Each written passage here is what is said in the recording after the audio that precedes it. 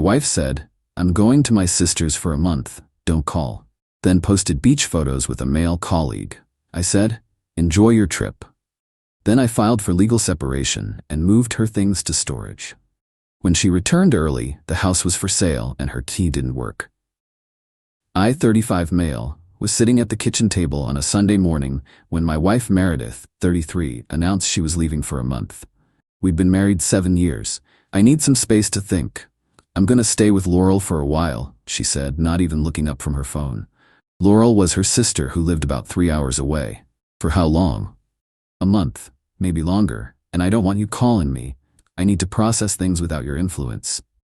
"Process what things?" She rolled her eyes. "Everything. Us, life, just don't call me, okay? I'll reach out when I'm ready." She packed 2 suitcases and left that afternoon. Kissed me on the cheek like she was going to grab milk from the store. No discussion, no explanation. Just gone. I texted once, "Have a safe drive, let me know you arrived okay." She replied, "Stop being controlling." I said no contact, so I stopped. Monday night, my buddy Garrett called. "Yo, is Meredith okay? She just posted some weird stuff on Instagram." I hadn't looked. Pulled it up. There she was, cocktail in hand, on a beach. Caption, "Sometimes you need to disconnect to reconnect with yourself. Self-care, new beginnings." The beach. Laurel lived in a landlocked state. Tuesday brought more photos. Sunset dinner, 2 wine glasses visible. Caption, "Finding myself again." Wednesday's post was the kicker. Her and some guy, Blake from her office, paddleboarding together, his hand on her lower back in one photo. Caption, "So grateful for supportive colleagues who understand the journey, at Blake Ramsey 89. Colleague, right, I screenshot everything. Then I called my lawyer cousin Pete. She told me she's at her sister's, but she's clearly on vacation with another man. That's abandonment, brother. And probably adultery. What do you want to do? End it. Clean. I'll file the separation papers tomorrow. Document everything. Thursday, I started my plan. First, I called Laurel. "Hey, how's Meredith doing? Is she feeling better?" "What? I haven't talked to Meredith in weeks. Is everything okay?" "She said she's staying with you for a month. She's not here. I'm literally looking at my empty guest room right now." "Interesting. Thanks, Laurel." "Wait, where is she then?" "Apparently on a beach with her colleague Blake." "What?" I hung up and got to work. The house was mine from before we married, but I'd added her name 2 years ago as an anniversary gift. Stupid, but fixable. I called a realtor friend, Damon. "I need to sell my house. Fast."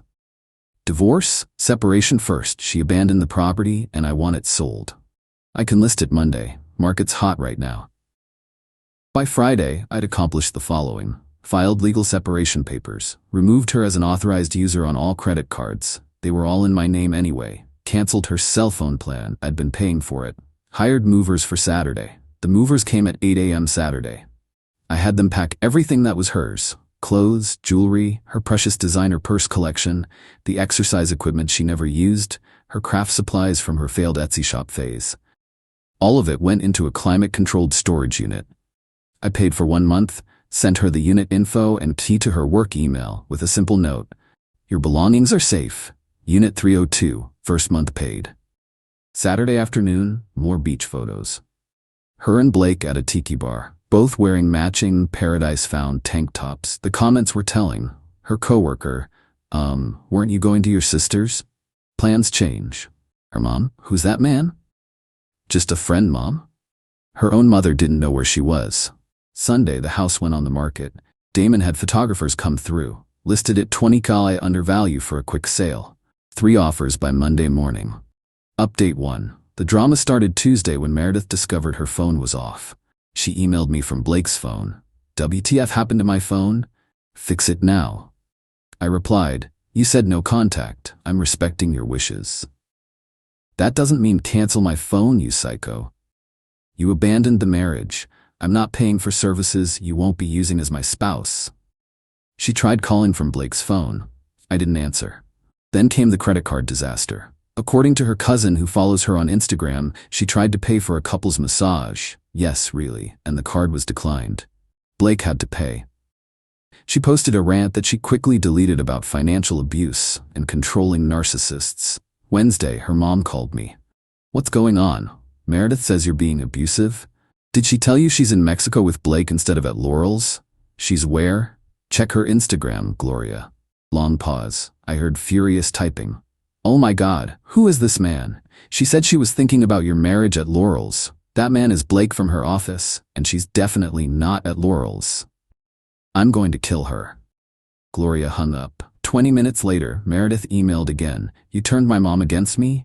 Really? You're so pathetic. I forwarded her the separation papers that had been filed. Radio silence for 2 days. Friday night, she broke. Called from the hotel phone. You filed for separation? You abandoned the marriage, said you needed space. I'm giving you all the space. I said I was thinking.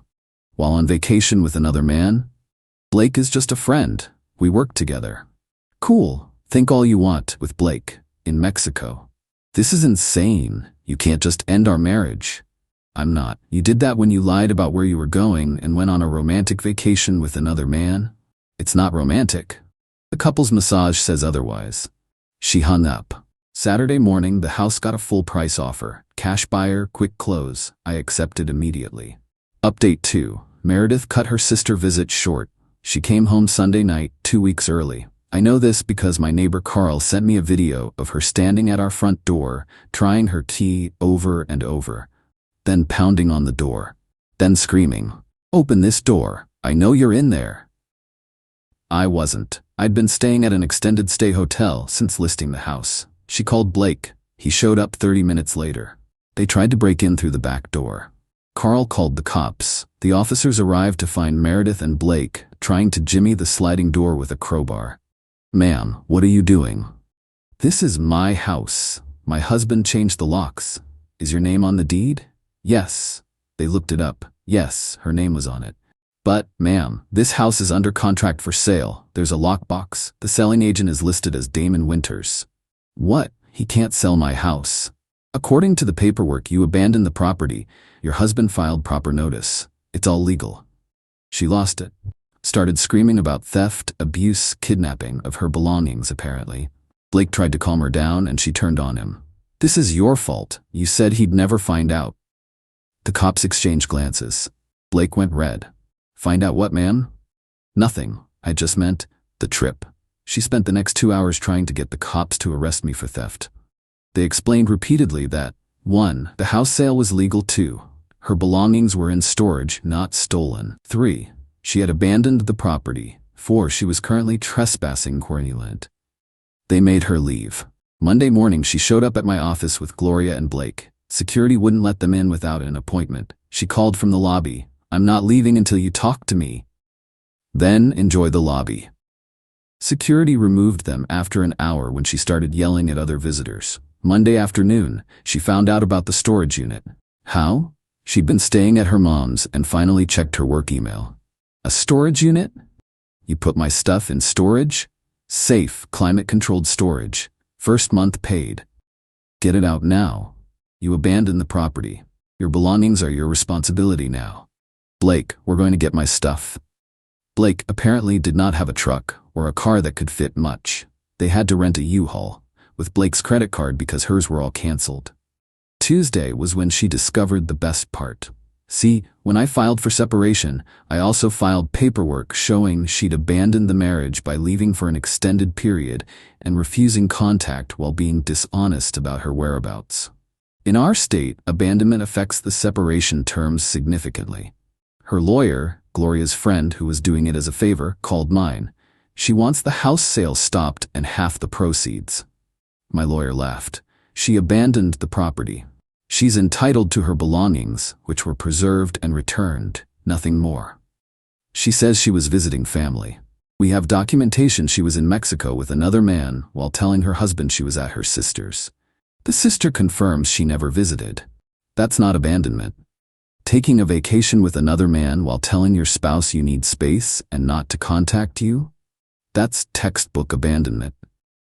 Wednesday, Meredith tried a new strategy. She posted on Facebook, "Going through the hardest time of my life. My husband sold our home while I was visiting family. Now I'm homeless. If anyone knows a good lawyer, please help."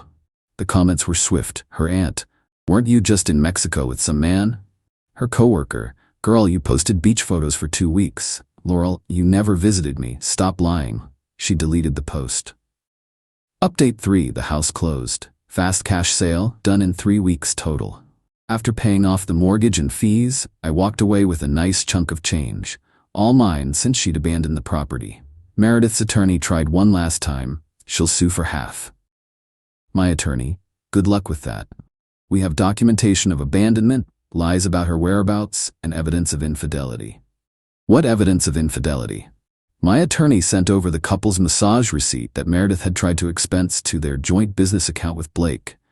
Oh yeah, Blake owned a side business and she'd been consulting for it. The receipt clearly showed couple's romance package, Mr. and Mrs. Ramsey. They'd registered as married at the resort. Her lawyer dropped her that day. Meanwhile, Blake was having his own problems. His actual girlfriend found the Instagram posts. Yeah, he had a whole girlfriend of 3 years who thought he was at a work conference.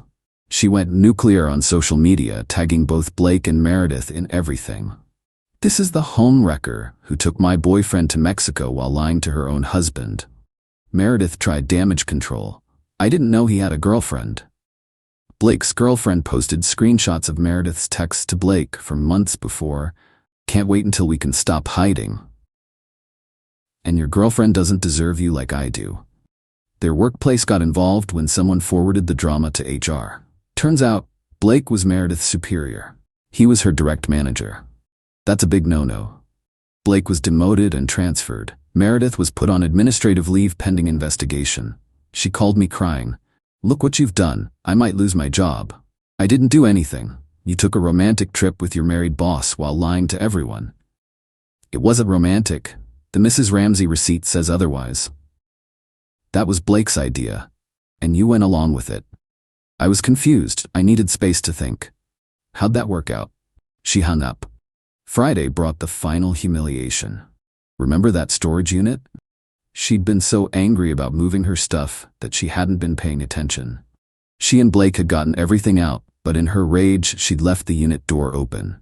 Someone else rented it and threw away what she'd left behind, which turned out to be 2 boxes of what she called her memory boxes. Photos, keepsakes, her grandmother's recipe cards. She called sobbing. You made me lose Grandma's recipes. I secured your belongings. You're the one who left the unit open. Blake said he closed it. Sounds like a Blake problem. Final update. The separation is final. Meredith got nothing from the house sale. She'd abandoned the marriage, lied about her whereabouts, and committed infidelity with her boss. Clean break. She's living with Gloria now because she can't afford rent alone, and Blake dumped her the second his girlfriend threatened to take his house in their breakup. Apparently, his girlfriend's dad owned the company Blake worked for. He chose job security over Meredith. She tried one last manipulation, showed up at my hotel crying about how she made a mistake and just needed to feel wanted. And Blake meant nothing. So you destroyed our marriage for nothing? I didn't mean to. You were always so calm, so stable. I wanted excitement. You got it. Take me back. We can work through this. No? You can't just throw away 7 years. I didn't. You did. When you lied about going to Laurel's and went to Mexico with your boss instead. It was a mistake. It was a choice. Multiple choices. Every day for 2 weeks. She played her last card. I'm pregnant. I laughed. Actually laughed. Good luck with that. It's yours. You've been gone for a month and we hadn't been intimate for 2 months before you left. Try again. Blake's not gonna help me. Sounds like you should have thought about that before the couple's massage. She left sobbing. Last I heard, she's not actually pregnant. Gloria confirmed she was lying to try to trap me. She lost her job after the HR investigation. Blake's girlfriend took him back but tracks his every move. Gloria is charging her rent because I didn't raise a liar. Laurel won't speak to her for using her as an alibi. She's working part-time at a call center. Meanwhile, I bought a nice condo downtown. Smaller, but it's all mine. Started dating Piper for my running club. When I told her the whole story, she said, "Wait, she literally posted photos with another man while telling you not to contact her? The audacity."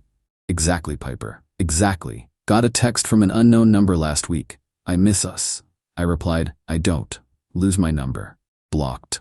For everyone wondering if I feel bad about selling the house, no. She made her choices. She lied, cheated, and abandoned our marriage for a fantasy with her boss. The fact that the fantasy collapsed the second it met reality isn't my problem. She wanted space. She got all the space in the world. Edit. To everyone saying I should have fought for the marriage. Why? She lied about where she was going, went on a 2-week romantic vacation with another man, and told me not to contact her. What exactly was I supposed to fight for? Edit 2. Meredith, I know you found this. Gloria told me you're obsessed with finding my Reddit. Blake just got engaged to his girlfriend. They're registered at Target. Thought you should know.